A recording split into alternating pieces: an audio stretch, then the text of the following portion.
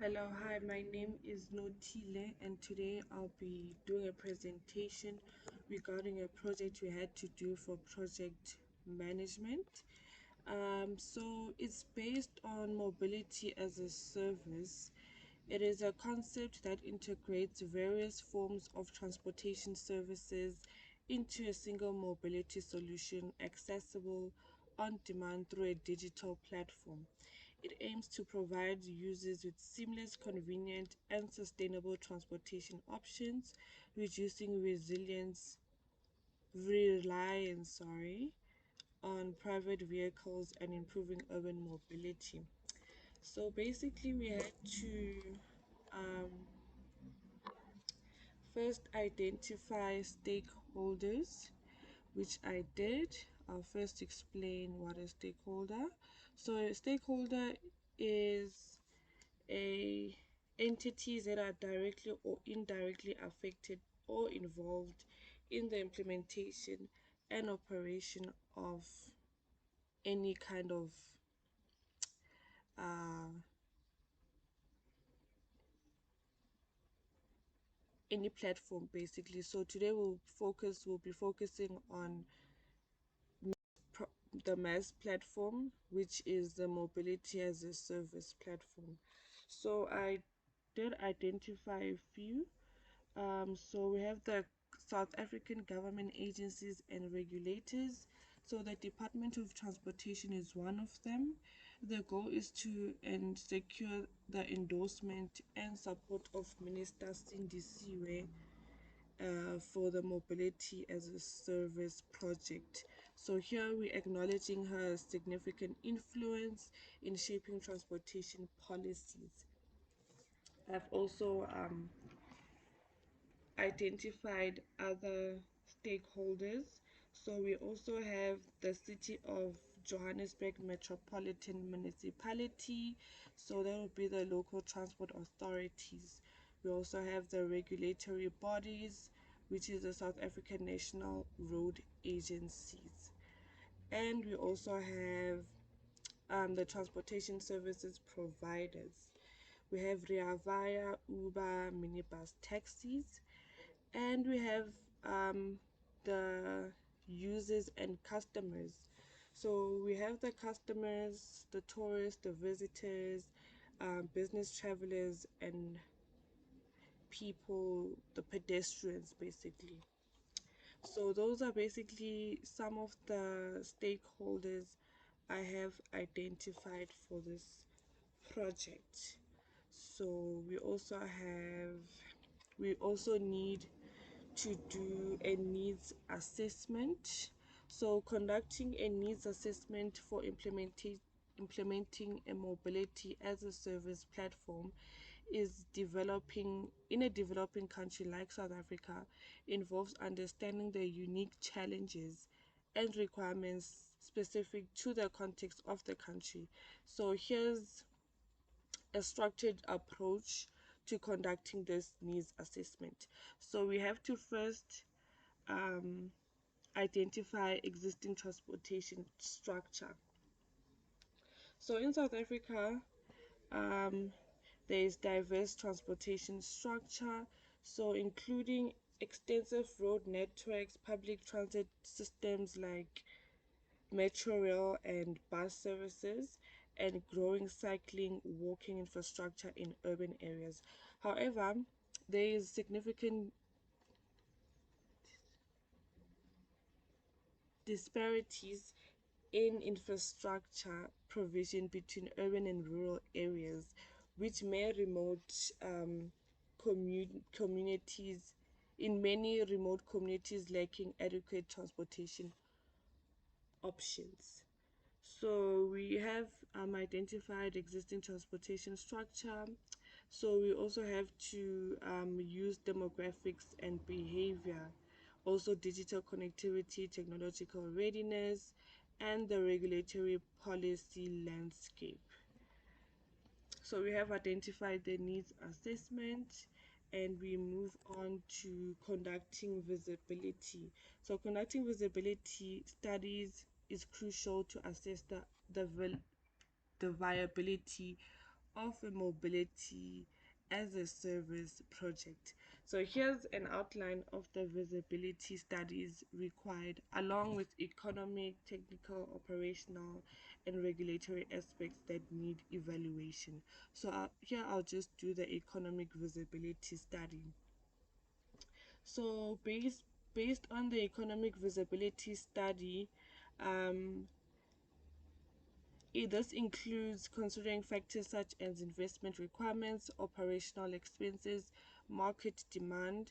So here we'll have to search and see what is the demand, are customers willing to use the services, how is it going to be convenient for them. So, additionally, analyzing the potential return on investment and payback period helps determine the project's financial viability within South African context. So, here it also means that, excuse me, it also means that will this project or this app, perhaps this service, um, will it give a return on investment? Will it profit the country as a whole? Will it help determine the project's financial viability within South Africa? Um, there's also risk identification.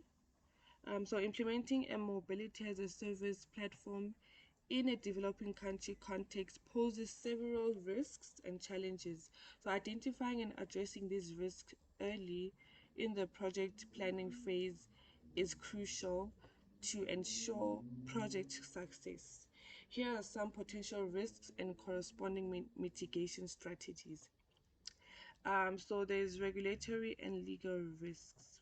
So in South Africa, changes in regulatory requirements, legal frameworks could impact the operation of the service, so the MaaS service.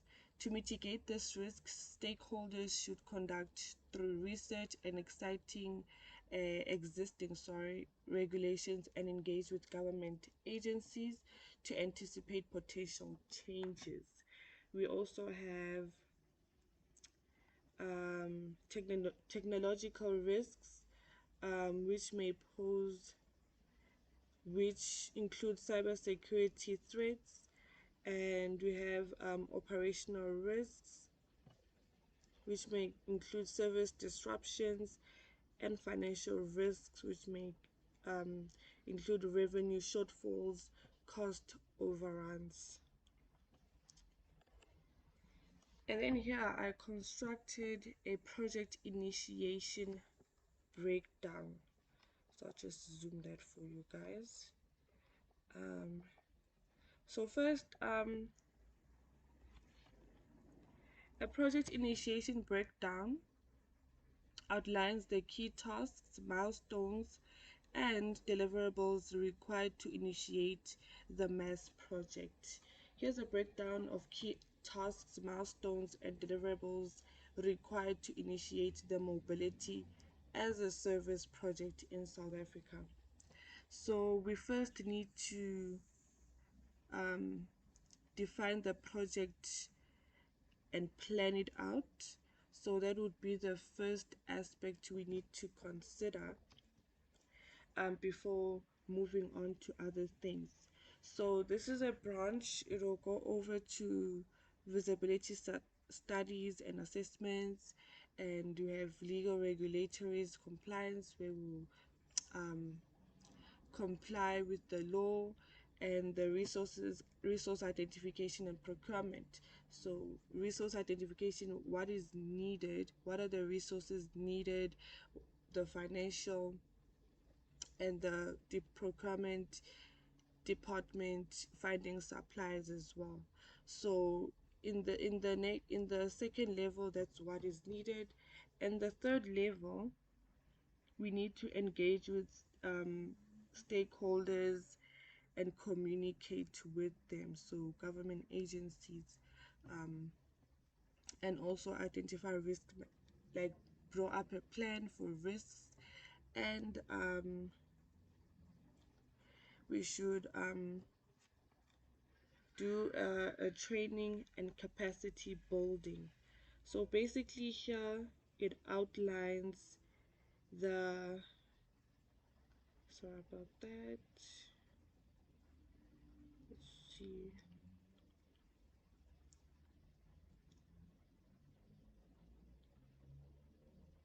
So it identifies training needs, capacity building efforts to empower local communities, transportation operators, and government agencies in adapting to utilizing the the MaaS app basically. And also under the resource identification and procurement, we have the technology infrastructure setup. So here we need to set up the the technology needed, which will be quite expensive. And we have the pilot testing preparation where we introduce this technology to customers, and we have a budget estimation and financial planning. So the budget estimation and financial planning will identify funding sources, should explore opportunities for public and private partnerships and international development assistance to ensure funding and MaaS projects in South Africa. And lastly, the and lastly we have a project kickoff where holding a project kickoff meeting should emphasize collaboration, alignment of project objectives with South Africa's broader development goals, promoting inclusivity, and transparency in project implementation. So here we have a project plan. So the project initiation will basically take, let's see, the estimated project initiation will take 8 weeks. Why is it 16 weeks here? Sorry about that. Okay, so the project initiation will basically take 16 weeks. The feasibility assessment will take 4 weeks. Um, it will take place during the project initiation, because that's where we study our the background basically. We have the technology development, which will take 28 weeks because it will require a lot of work and very expensive. And the pilot testing will only take 12 weeks. Full scale development will take 4 weeks, and integrating with existing systems will take 16 weeks. So that's basically the timeline of the project. Thank you for your time and have a good day.